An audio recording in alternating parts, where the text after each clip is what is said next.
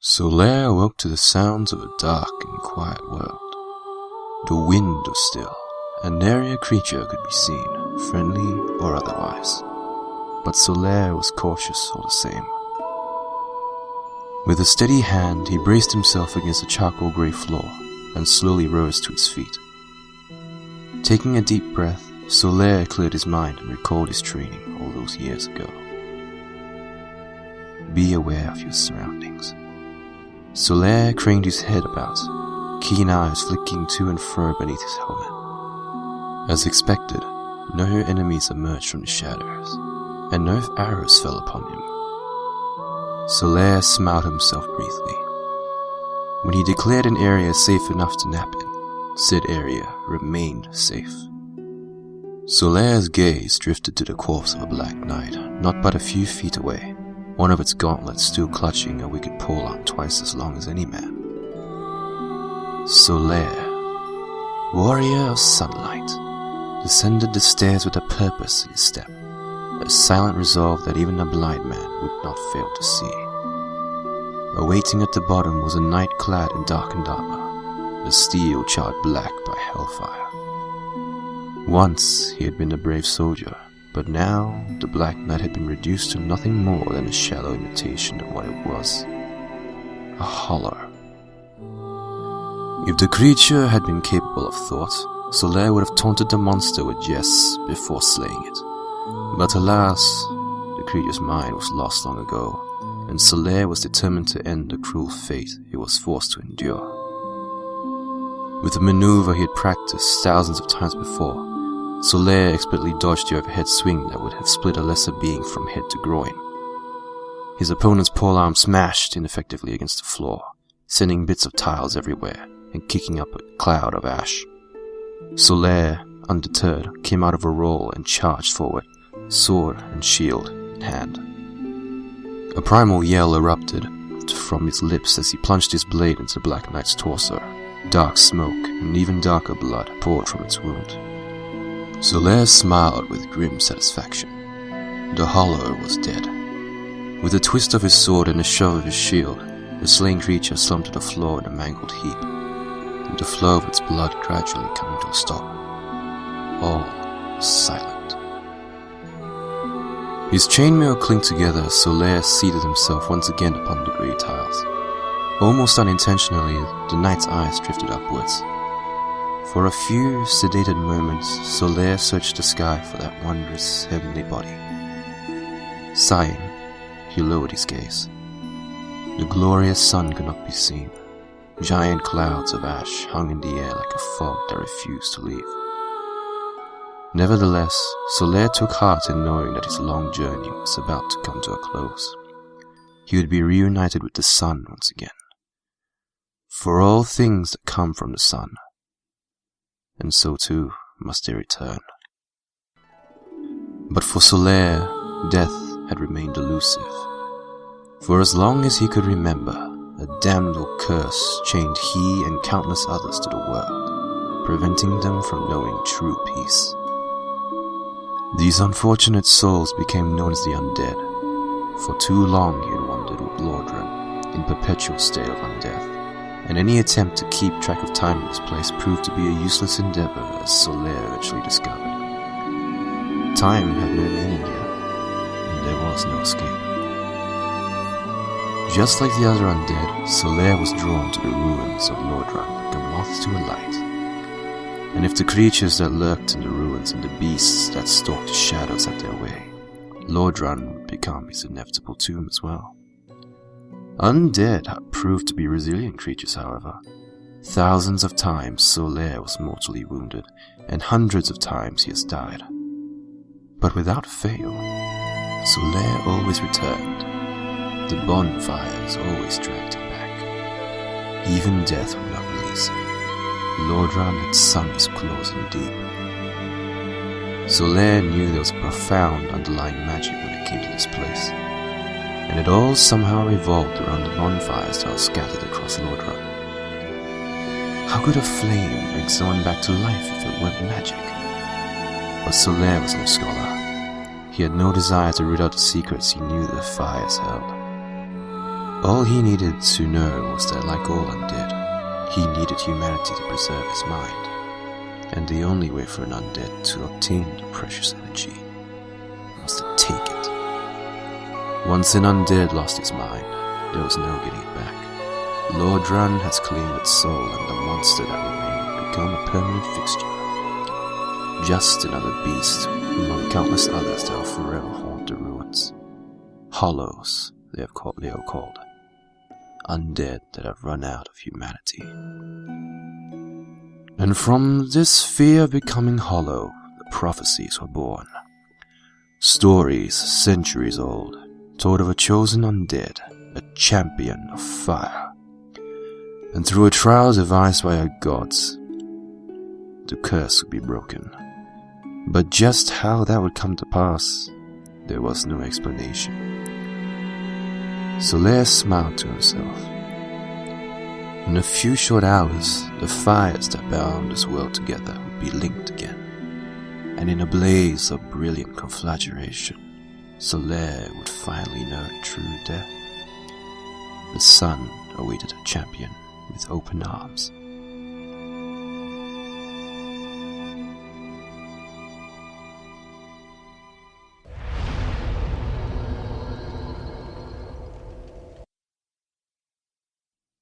The knight was contemplating the many virtues of silence when he had heard the faint sound of footsteps descending the same stairs he had come from earlier. By instinct, Solaire had his sword and shield ready, but he knew it was a pointless gesture. The footsteps belonged to no enemy. A lithe figure slowly rounded the corner, and Solaire felt his mouth curl into a smile despite itself. Even obscured by the darkness, Solaire could recognize a thin form anywhere. Her satin voice broke the silence. For a place called the Kiln to First Flame, I would have expected to see more fire and less ash. Indeed. I have pondered this myself when I first arrived. Such a place should live up to its namesake. Solaire did not attempt to keep the happiness from creeping into his voice. Oh, but enough of that. Praise the sun, it has been too long, old friend. I haven't seen you since... His voice trailed off.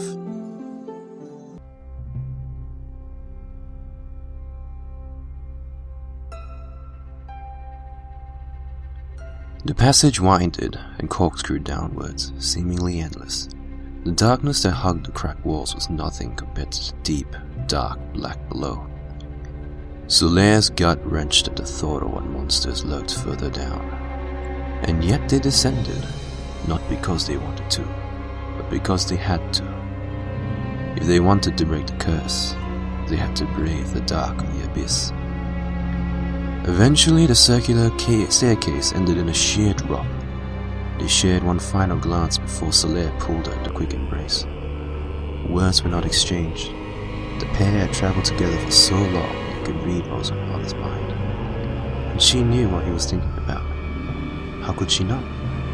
Solaire would have followed her to hell and back, but hell did not compare to the place below. He squeezed her tighter. This was the one place Solaire could not follow. Before she plunged into her abyss, her eyes met his. The kiln of the first flame, she said. And then the darkness devoured her. Solaire could never forget that moment. Even after all these years, he could recall in perfect detail that faithful meeting. "Something the matter?" she said, stepping out of the shadows and into the dim light. Black leather armor gracefully hugged her ivory skin. An embroidered silver breastplate curved with her body, providing protection but not restricting movement. A steel shield hung from a thick leather band that wrapped over her shoulder underneath the opposing arm. A slender sword was strapped to her waist, the tip of a sheath almost touching the ground. While the blade did not look especially dangerous, Solaire could sense the powerful enchantment that was woven into the very metal. A second sword hung off her back, but Solaire could only see the handguard and hilt. The rest was obscured. "Lightning," she stated, her hand resting lightly on the palm of the sword attached to her belt. "Even with your helmet on, I can tell where your eyes wander." Solaire was quick to respond. Yes. Well, I'm glad to see that you're still sharp in the eyes as well as the mind. I would be inconsolable if you weren't. He spoke the last word slowly, as if it tasted foul. Solaire noticed her eyeing the black night owl sprawled out in death behind him. Solaire sighed. Mindless creatures. Tell me, it seems every time we meet, you are wearing a new something or other. What was wrong with the last set of armor you wore? She waved her hand dismissively. "I found something better. The old one chafed and the chest piece just looked absolutely horrendous in the light. If I'm going to be saving to the world, I might as well look good doing it. Don't you agree?" Her eyes narrowed slightly, as if remembering just who she was talking to. "Actually, don't answer that," she said, her mouth creasing into a small frown. "You're wearing grass on your shoulders." Solaire was glad to see that some things never changed. He never changed his armor, and she never stopped badgering him about it. In a world that was constantly shifting around them, some consistency felt right at home for the night. He thought of their first meeting. What was it? Years? Decades since when they first met? Surely not centuries, thought Solaire. The memory rose unbidden in his mind. She appeared as if she were carried to Lord Huron on stray a wind, and looked like a stiff breeze might whisk her away. When he first laid eyes on her, the poor girl shambled about with prophecies that all undead had come to her, as if the legends itself were real. Back then, Solaire did not put much stock in bedtime stories. He silently scolded his past self for being so foolish. Having come no closer to obtaining his promised son, Solaire accompanied the girl on quests, watching her grow stronger, quicker, and deadlier. One by one, the prophecies were fulfilled, and now, here they were at the end of their long journey with the fate of Lordran hanging in the balance. If everything went according to plan, the fires would be linked again. She would get to live in the beautiful paradise he helped create, and humanity would be finally free of the curse of the undead. But not for Solaire. The paradise was not meant for him. Surely, for the night, being consumed by the fire and joining the sun was the destiny that fate intended. Why else would he have received such vivid visions of that wondrous heavenly body, if he were not meant to join with it? When Solaire told her of his plans, she looked at him as if he were insane, but happily agreed that if one of them had to sacrifice to the fire, she would relinquish the honor and allow Solaire to burn instead. That was years ago, before the abyss. Solaire found himself staring at the sword on her back. Solaire's expression grew morose as his thoughts drifted back to that dark place. Do you have the two Lord Souls? His voice was without emotion. Of course, she said, matching his tone. I would never misplace something so important. From her satchel, she pulled out two glimmering balls of light, each floating above one of her fingertips. For something so small to contain so much power, he thought. Solaire grunted an affirmative. I have scouted ahead. King Gwyn, the Lord of Cinder, looks just around the corner behind a wall of fog. The plan is simple. We destroy King Gwyn, take the third Lord Soul, and reunite it with the others. As we have agreed, I will absorb them and give myself to the flame. The combined power of the Lord Souls and my own flesh will feed the fire, and the flame will return to its former glory. By my sacrifice, the renewed fire will beat back the shadows and the world will know true light once again. Solaire could feel the corners of his lips tugging into a smile. Soon I'll be reunited with the sun. Soon everything will be... Her voice broke Solaire from his reverie. You still intend to sacrifice yourself as Gwyn did? What was that look she wore? Remorse? Or was it guilt? Gwyn, the Lord of Cinder, fed himself to the flame, and yet the darkness remains.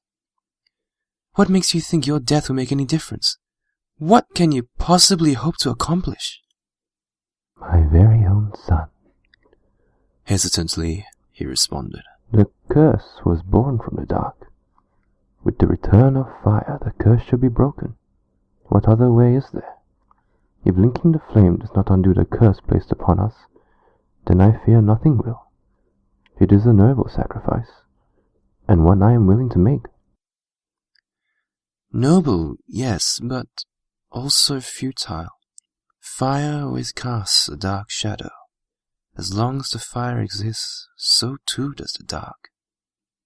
She paused, waiting for Solaire to retort. When he said nothing, she continued. Let's go. The king has sat on his throne of ashes for far too long. They rounded the corner, and a wall of fog greeted them. Behind the thick shroud, the fate of the world would be decided. Solaire spoke first. Give me the Lord's souls.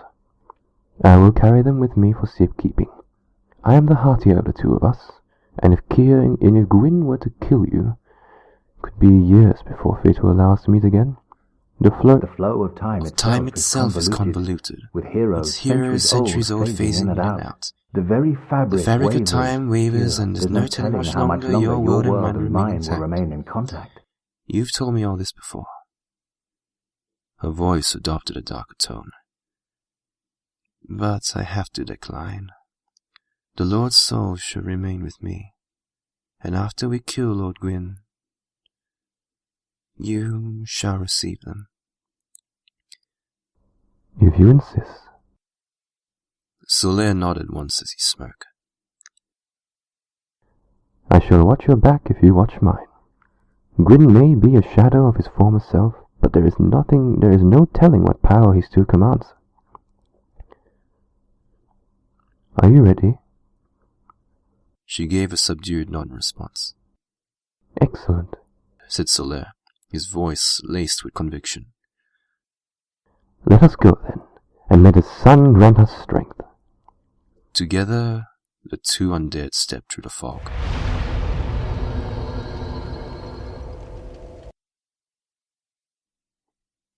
Grossly incandescent. A story by Cracked Javelin. Nighttime descended upon Equestria. Stars winked into existence into the darkness above. Like flaming jewels they illuminated the night sky as they always have. But after the advent of Princess Luna's return, the stars seemed to burn with renewed vigor. Alternatively, candles and oil lamps were being extinguished within the small, quaint homes of Ponyville. One by one they faded until the only light that graced the town came from the heavens itself. However, the lights of a certain library refused to go out. Inside, Twilight Sparkle hastily levitated the finest china onto the rosewood table she only pulled out for special occasions. And make no mistake, this was a special occasion. Twilight ran through a mental checklist once again. Let's see. Tea, check. Table, check. Tablecloth, check. Cushions, check. Decorative flowers, check. Candle? Twilight frowned at a sad excuse for a candle that stood as a centerpiece on the table.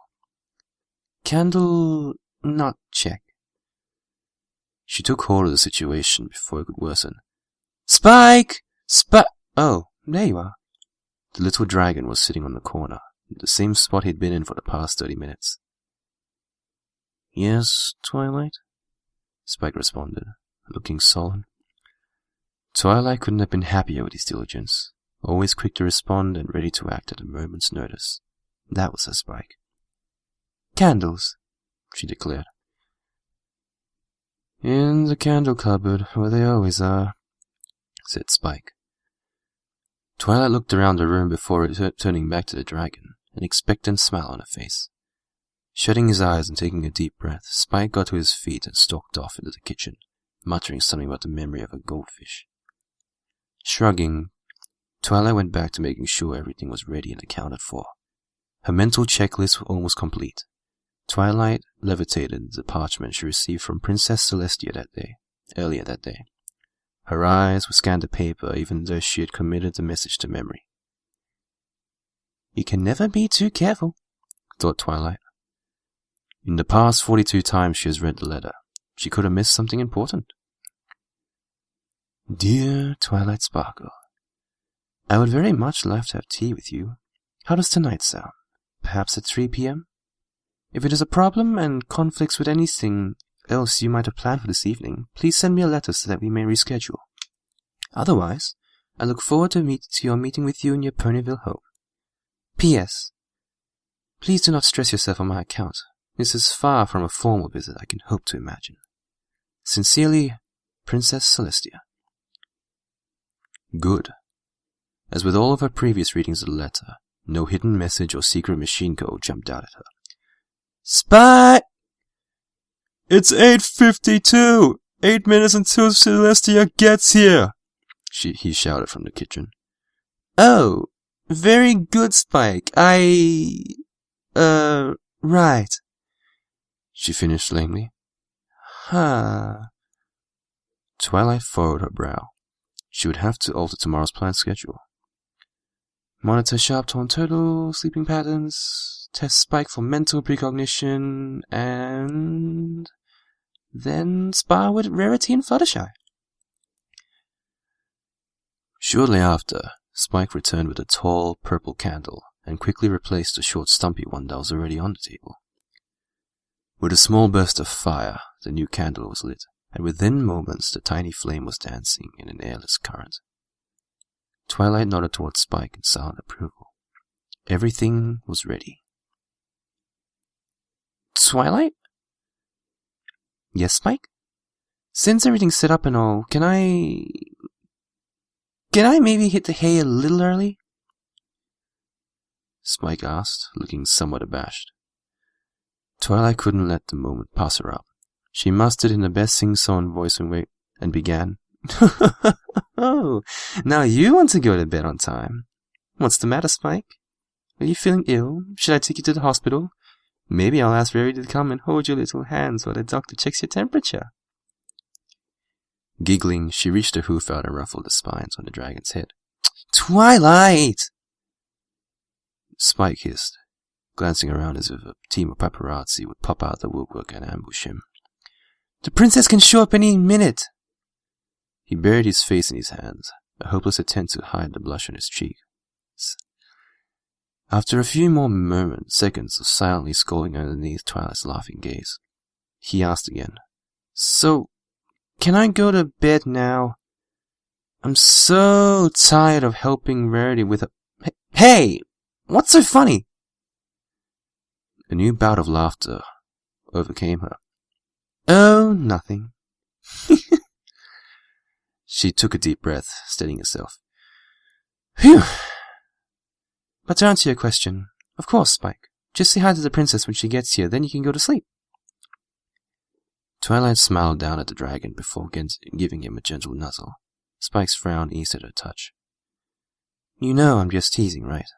I would never, ever hurt your feelings on purpose, she told him. Spike reached out now and patted Twilight on one of her forelegs. Of course, Twi. But thanks for telling me anyway. They waited together in a peaceful quietude, the silence only broken by the rustling of leaves. As punctual as always, Princess Celestia arrived at exactly 9 p.m. A flash of light, and 3 knocks later, Twilight opened her front door with a burst of magic, and the Princess of Equestria gracefully walked inside. Upon seeing her student, Celestia could only smile. Twilight Sparkle. It always brightens my day or night in this case to see you.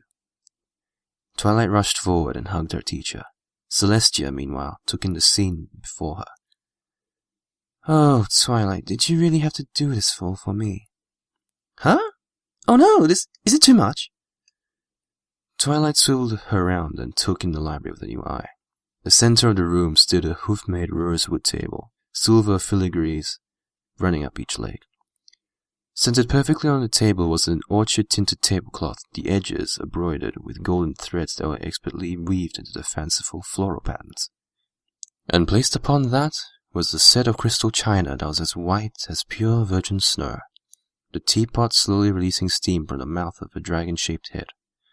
A small bouquet of flowers found only in the Everfree was placed in the center of the table next to a lit purple candle. Twilight turned and gave her mentor a sheepish smile. "Maybe I overdid it." Somewhere in the background, Spike could be seen with an "I told you so" expression on his face. Spike finally greeted the princess, and after a polite conversation about the difficulties of cooking the perfect stack of blueberry pancakes, he excused himself and slipped upstairs. The pair watched the dragon go, and after the bedroom door quietly shut, Celestia, looking amused, began. "Well, I'm glad you still hold me in such regards, my student." She gestured toward the table as she spoke. "But I think it is still missing something." What do you mean, princess?" Twilight stuttered, her eyes shifting around the room. "It's a bit nifty outside, and this old tree has always been so drafty." Twilight's eyebrows shot up. "Of course! It's been proven that a lit fireplace magnifies the feeling of relaxation by 18%. Amazing! Isn't it?" Twilight started towards the hearth in this corner of the library, but was halted by a white wing. Celestia stood stock still, her rose-colored eyes narrowing. Twilight looked upon her teacher nervously. If it were any pony else, they would not have noticed that Celestia looked uncertain, as if she were raging an internal battle with herself. A clock ticked and tocked in the distance. An owl hooted somewhere upstairs.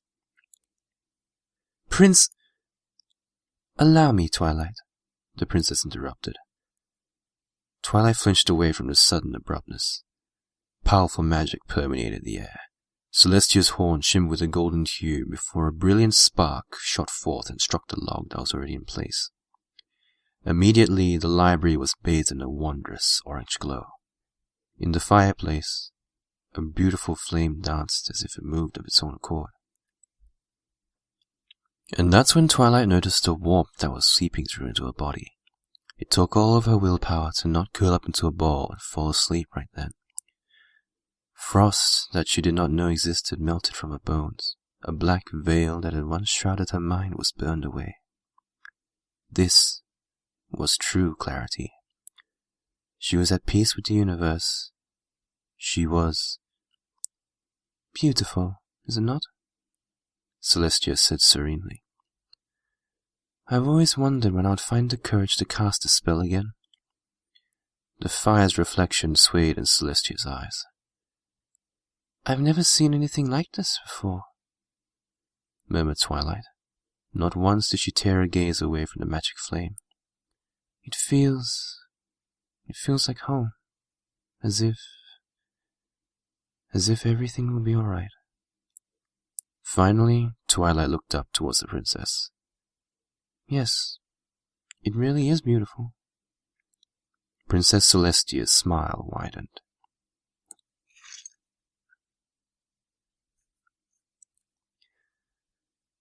Even among the large stone pillars and under the chokingly thick cloud of ash, it was impossible to not see the fallen god crouching over a small mass of embers. The first bonfire, thought the knight. No one needed to tell Solaire that the ragged figure in the center of the chamber was King Gwyn. Even in his disheveled state, the Lord of Cinder emanated an air of power. The fire was not kind when King Gwyn offered himself to it. What was once skin was now a charred mass of flesh and bone. Over his ruined body, King Gwyn wore the remains of what could only be his royal armor. Solaire noticed that long ago. The armor was once a gleaming gold, but in a flash of intense heat the armor was blackened and deformed. And then he saw it, the great sword of the king. The blade went by many names: Dragon Slayer, the King's Reach, Sky Sever, Second Son. It was believed that if a mortal were to even look upon the sword, his eyes would combust in a rush of holy fire. Solaire glared at the sword in defiance. My father always said I was destined for great things, the knight said to his companion. Solaire paused and picked his next words carefully. I did not believe him at first, for when I measured the greatness of a soul, I compared it to my father's, and, oh, what a magnificent soul he had. There was, and never shall be another soul to rival his. Also I believed. We have done the impossible. We have laid low gods and taken their power for our own. And here, at the end of our journey, we kill King Gwyn himself to bring fire back to the world. Great things indeed. Solaire turned to face her. Yet, you still have not told me your name. She looked up at him with an expression he could not place. Had she always been this unreadable? What use do names serve when it's just the two of us? When you talk, I know you are speaking to me. Who else could you be speaking to? She raised a gloved hand, stopping any protest that would come from the knight. No, I will not tell you my name. You would find no use for it where you are going. Am I not correct? My very own son. Solaire nodded mutely. Good, she continued. But we have business to attend to, and now is not the time for words. With that said, she drew her sword from its scabbard. In her free hand she conjured a great ball of fire, and took 2 steps forward. Solaire watched in awe as the fire within her palm swelled and raged. With a cry and a mighty swing of her arm, she hurled the flaming mass at the still crouching form of King Gwyn. The king turned around at the last second, but too late. The fireball exploded in a rapid expulsion of energy and heat. Solaire winced as a wave of smoke enveloped him. She was always skilled at pyromancy, thought Solaire. The knight squinted through the debris that hung in the air. He knew that attack was powerful, but surely it was not enough to... Ah, yes. There he was. The Lord of Cinder rose to his feet as if to stretch his legs because he was kneeling for too long. He regarded the 2 intruders for a moment before placing a hand on the hilt of his great sword. The blade was buried deep within the earth, but that proved to be no obstacle. The floor cracked and shuddered, and with a final pull the weapon was free. King Gwyn stood in silence, ash and smoke swirling around him. Solaire's eyes lowered. The weapon was massive. King Gwyn shifted on his feet, the great sword raising. Oh no. Move! Solaire cried. With an impossible strength, this Lord of Cinder launched himself towards the duo, his rapid acceleration punching a hole through the ash and smoke as he soared through the air. No mortal could jump such a distance, but King Gwyn was a god, and gods did as they pleased. For the briefest of moments, Solaire's eyes locked with King Gwyn's, the Lord descending upon them like a setting sun. Then a typhoon of boiling air hit Solaire. The king's greatsword was suddenly engulfed in a raging flame. In that moment, the Lord of Cinder was a painter and his weapon a paintbrush. Killing was his art and death his forte. In the span of 2 seconds, the king closed the 50-foot gap that separated them. They could see the individual fibers that formed his beard. He was that close now. The king's sword arm tensed. Solaire knew what was coming, and he raised his left arm to absorb the blow. There was no dodging this attack. King Gwyn's leaping slash exploded against Solaire's shield. The driving destructive force shot through his body and the knight was thrown to the air like a rag doll. An ancient pillar became an ancient pile of rubble when Solaire crashed through it. Somewhere, he could hear his companion give out a startled cry. The world was a blur of dizzying shapes, and the only sound to be heard was the din of steel clashing steel. Solaire had to get up. Together they stood a chance, but alone she would...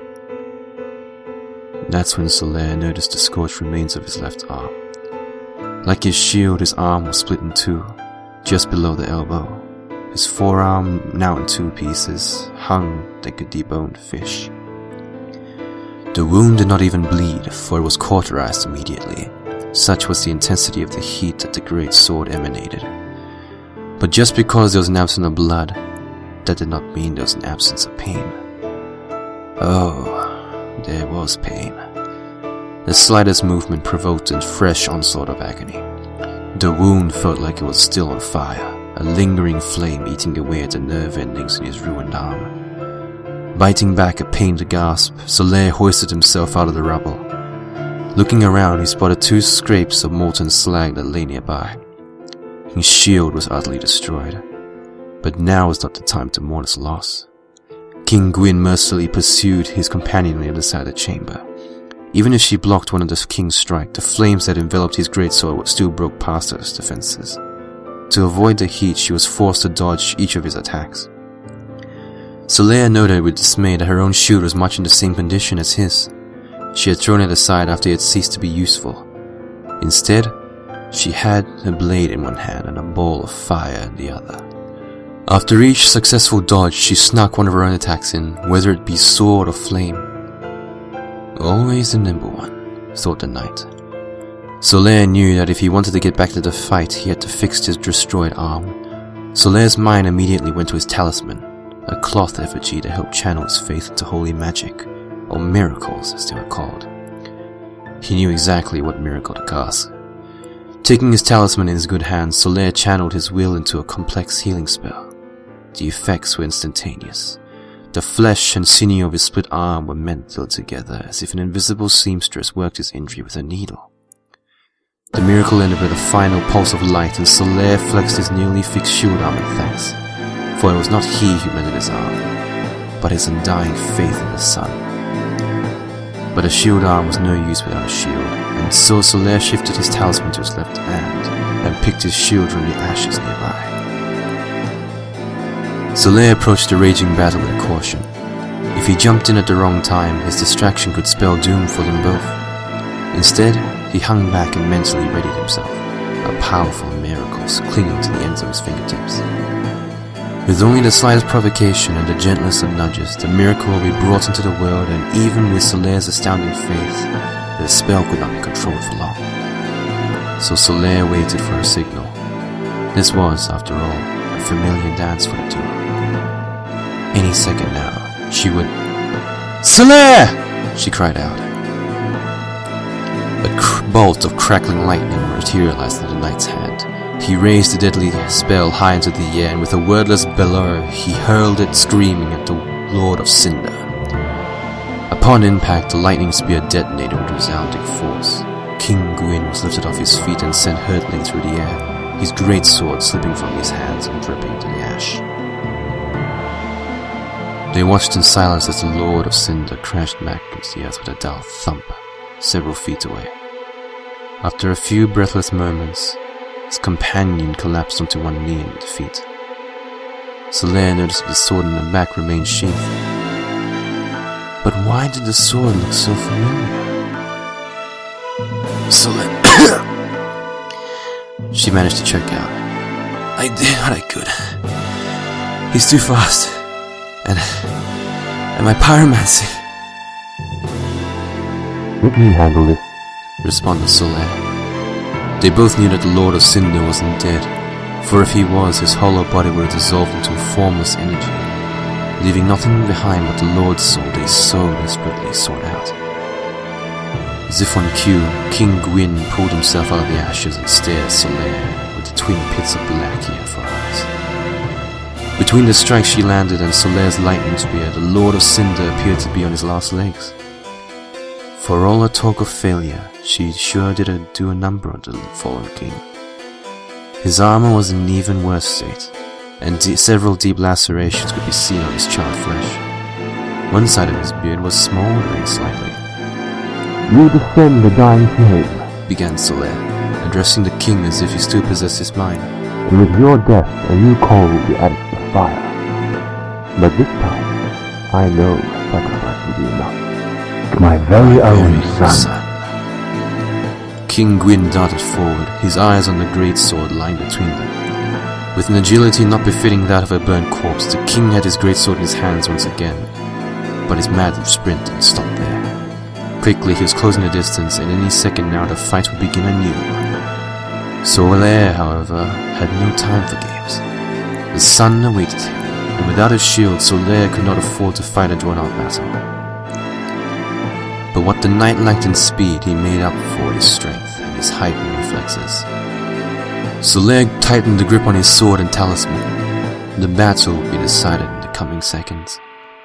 The king seemed to be picking up speed, his hollowed legs carrying him across impossible stretches of speed with each step. Soon he would transfer all of that forward momentum to one tremendous swing. Solaire braced himself. For if I make even the tiniest mistake, such an attack will surely be the end of me.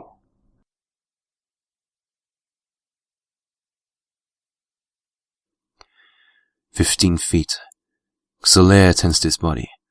10 feet. Solaire brought the miracle in the forefront of his mind and willed it into the talisman in his hand. 5 feet. King Gwyn was bringing the great sword down in a wide arc, the flames around it burning anew. The Force Miracle. Such a simple spell that most clerics and knights dismiss it entirely. Not Solaire, however. He could see the miracle's uses. Directing the spell's energy into his hand, Solaire swung his arm, a backhand swing set in a collision course with the Lord of Cinder's burning weapon. Solaire realized that in that moment that if he was wrong, he could be cleaved in two. The miracle, as always, exploded into a controlled demolition, and it was enhanced only by Solaire's fate. In the blinding white flash, Solaire battered away King Gwyn's merciless strike with only his armored gauntlet. The king's greatsword was ripped from his hand with as much force as he put into it, and the weapon spiraled through the air until it struck blade first into the far wall.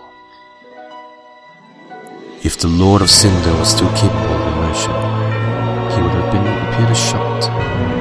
Solaire, on the other hand, still held faculty over his mind. The king felt only happiness as he sunk his sword deep into King Gwyn's dead heart.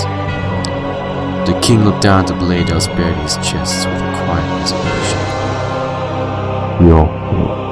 As soon as the knight kicked the corpse off his sword, the dead king's body started to lose form and dissolve into colorless energy.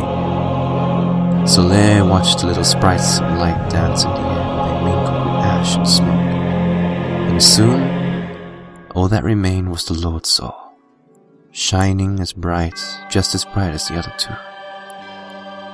Without hesitation, he plucked a tiny ball of light from the ash and cradled it in his palm. My very own son. King's Knight Solaire did not forget his training. Be aware of your surroundings. Friend, you are the Lord's sword, if you will. Solaire's voice was even in tone, his back to his one true companion in this god-forsaken place. Solaire, in that moment, realized that if he could go back in time, he would have traversed the abyss instead. The attack fell upon the knight so suddenly he did not have the clarity of mind to cry out. A sharp, black pain severed his spine and erupted out of his chest. A gout of blood pouring out of the sun he had painted on his armor. Solaire noted with dismay that the blade that was buried hilt deep into his back was not a thin lightning sword. She gave it a twist, and a new wave of pain and blood rose forth. He knew that such a pain would hurt more, but perhaps he was numbed by the shock of her betrayal.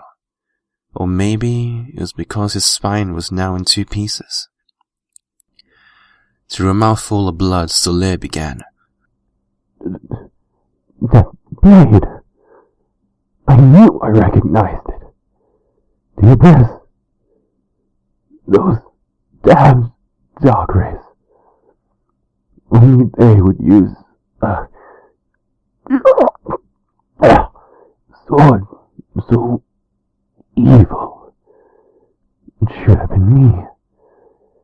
It should have been. The dark wraith leaned forward and whispered into his ear.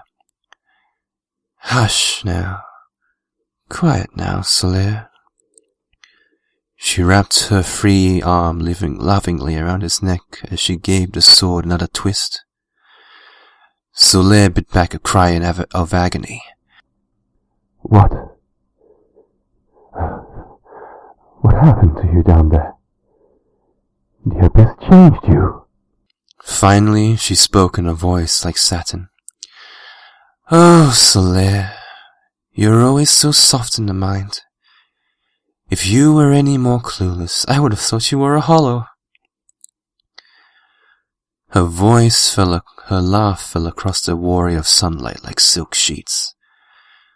Always the zealot, willing to give up everything for a cause you could never hope to understand.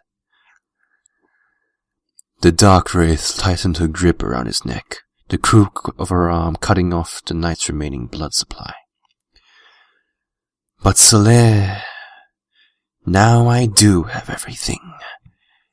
And I do understand. You thought yourself a warrior who only walks in the sunlight. But after my journey into the abyss, I was enlightened. I finally saw for what you really were. A puppet in the dark. You speak of breaking our curse, but linking the flames would only extend it. You speak of spreading light across the land, but the fire would cast even darker shadows. Don't you see, Solaire? The prophecies lied. All of it a mere fabrication spread by the gods to extend their reign. Her voice was taken by a sudden calm that only served to disquiet the dying Solaire even more. Misled from the very beginning.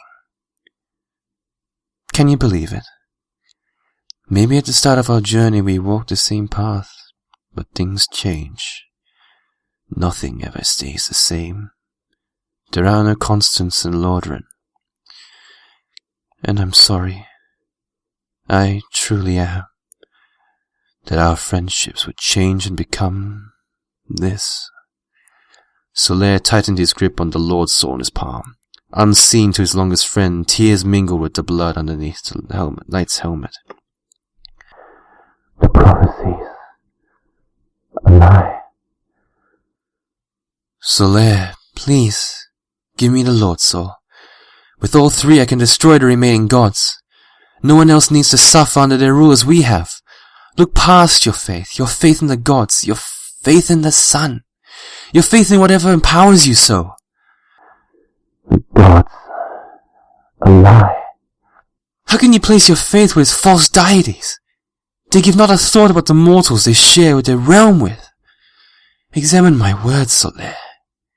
You know the truth. You know I speak the truth. Please, make your final act on this earth be a meaningful one. Oh yes, Solaire. I know what it is you truly desire. You just want a way out, an exit out of this endless maze we found ourselves in.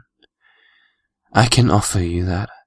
The dark wraiths of the abyss have taught me much. You won't even notice your humanity leaving you. In fact, I hear hollowing's quite a peaceful process. And that's all you desire, isn't it? Peace? Letting go would be so easy. Solaire's vision was beginning to blacken around the edges. So easy. If there is one thing to place your faith in, Solaire, it is the dark.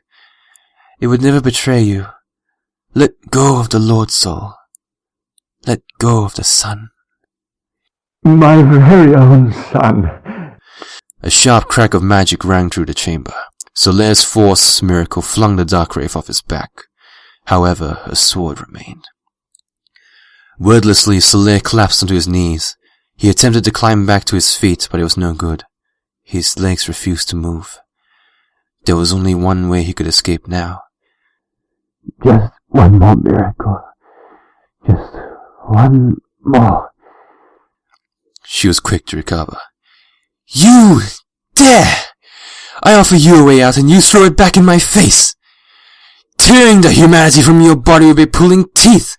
It will hurt you so. The dark wraith stalked forward, her lightning sword pointed at the kneeling knight. And in the end, you will be begging me to take the rest.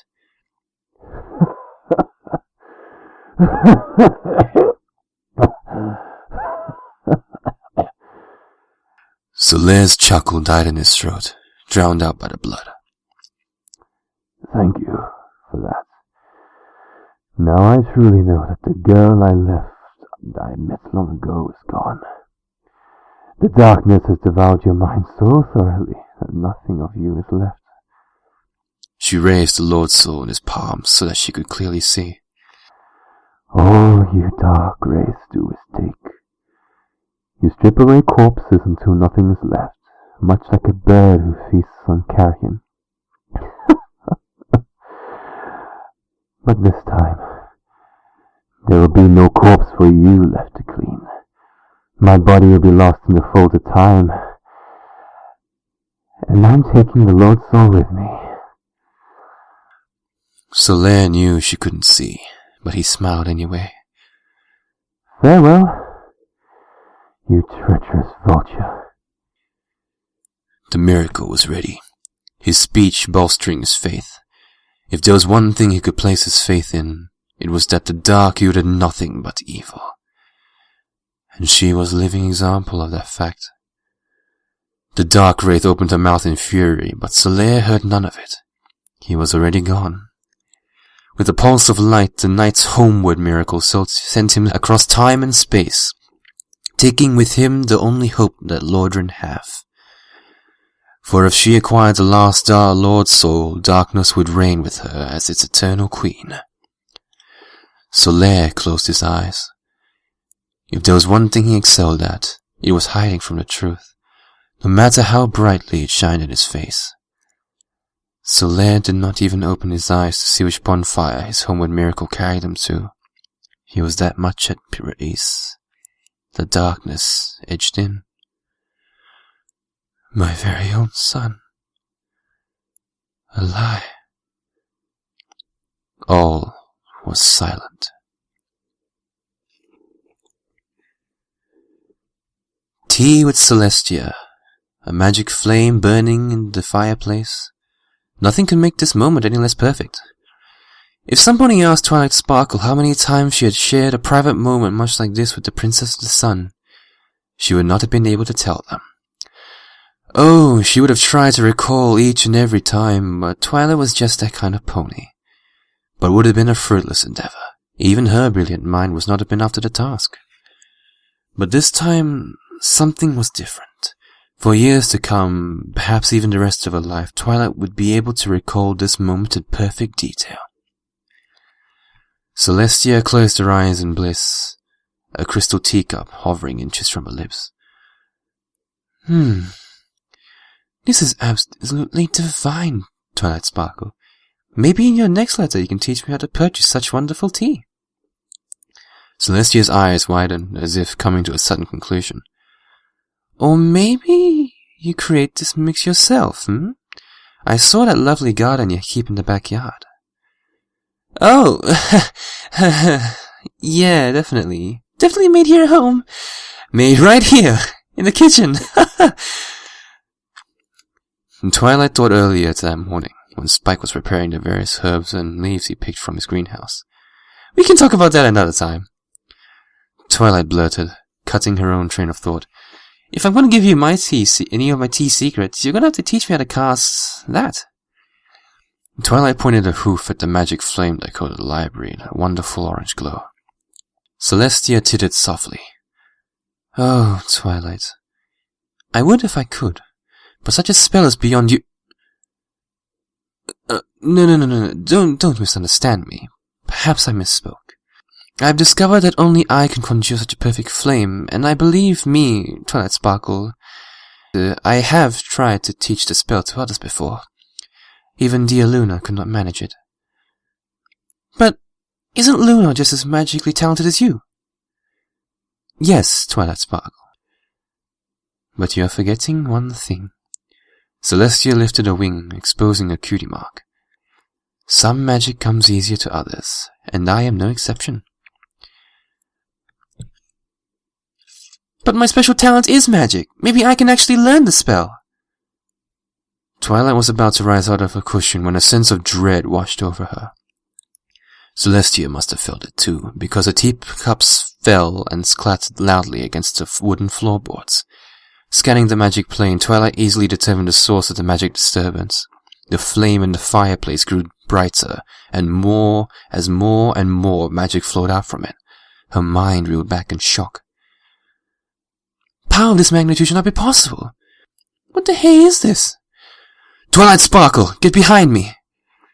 In the span of a heartbeat, Celestia blinked into existence between her student and the now growing flame. Despite its wooden surroundings, the fire had no desire to spread. This, however, did not mean the flame wasn't hot. Rivulets of sweat poured off Twilight's face, whether it be from the heat or fear she did not know. This wild magic was beyond her. The librarian shut her eyes and turned away, fearing that the brightness of the flame would damage her corneas. Closing her eyes did not dull her ability to sense magic, however. She knew that whatever was going to happen now. The magic seemed to have reached its maximum potential. It was plateauing, neither decreasing or increasing in power. Then, in a blinding flash that took up the back of Twilight's eyelids, the magic energy spiked and dramatically sloped. After what seemed like an eternity, she breathed a sigh of relief. Everything was going to be... Twilight was not expecting this. She opened her mouth to scream, but no sound came forth. There was something bleeding in the library. Curiosity demanded that she took a closer look, but fear rooted her in place. Twilight? Celestia began in a calm voice, not looking once away from the figure near the fireplace. Do you remember our lessons on Baron Bulwark's treatise of magic barriers? Good. Because I need you to cast the most powerful shield you can master around yourself, and do not release it until I tell you. Understand?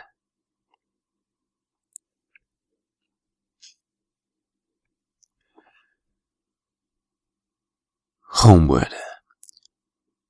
A great miracle cast by advanced cleric returned to the last fire rested at, would normally link to one's homeland, but only the curse of the undead has distorted its power, redirecting casters to a bonfire. Or perhaps for the undead, this serves as home. Okay, so quick note to you guys. This story is going to be rewritten by Craig Javelin.